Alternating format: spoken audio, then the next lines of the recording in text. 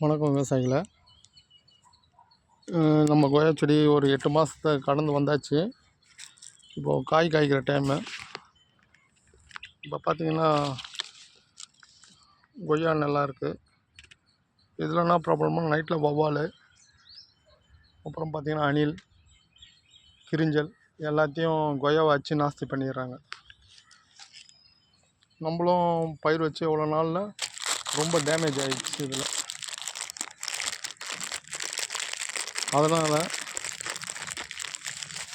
இந்த கொய்யா செடிக்கு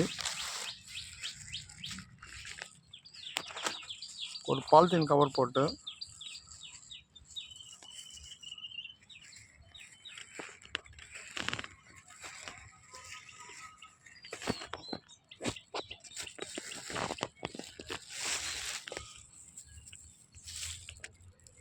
பாலித்தீன் கவரை எடுத்து கொய்யாக்காயை உள்ளே வச்சு நம்ம கரெக்டாக முடி போட்டோம்னா இந்த நைட்டில் வர இந்த வௌவால், அப்புறம் அணில், கிரிஞ்சல் இவங்க யாரும் வந்து இந்த பழத்தை ஸ்ட்ரைட்டாக வாய் வைக்க மாட்டாங்க.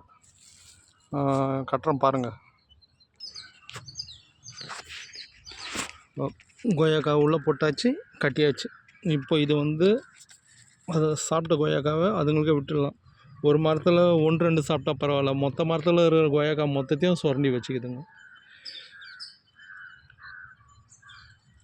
அதனால் கொய்யா செடி வைக்கிறவங்க இது போல் மைக்கா கவர் வாங்கி கொய்யாக்காவை பாதுகாத்துருங்க.